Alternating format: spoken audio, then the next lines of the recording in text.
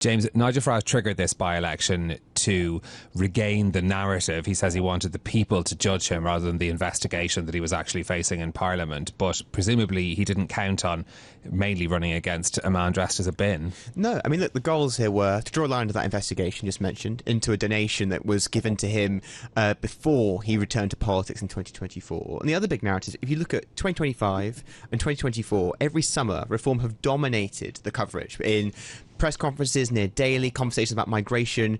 This year round, they've much more struggled.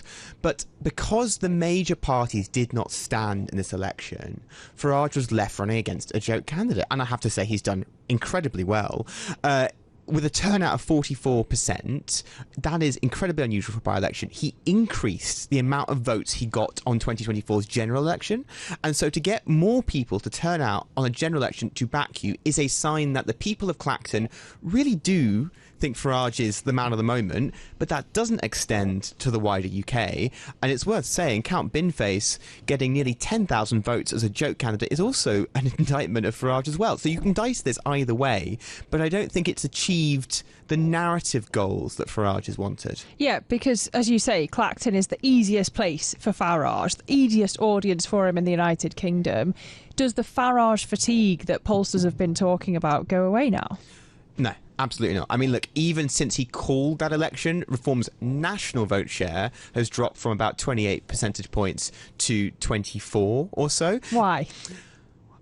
I mean, you'd have to talk to the likes of John Curtis for that. And what he says this morning is that the shine of Reform's kind of lustre of once becoming the party of the whole right is dimming. There is now increasing willingness to go back to the Conservatives again. And they've gone up from, say, 15% to, say, 18, 19. So they're now within touching distance. We should say that John Curtis is, of course, the leading psephologist in the United Kingdom. Yes, exactly.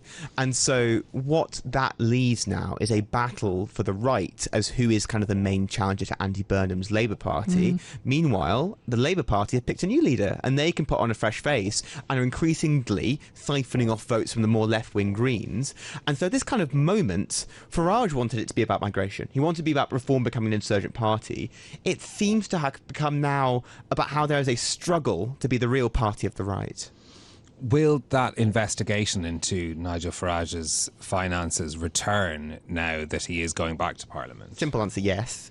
And then to go one step further, the amount of votes that Count Binface got in this election is more than 10% of the entire constituency, and that's what you need to trigger a recall petition.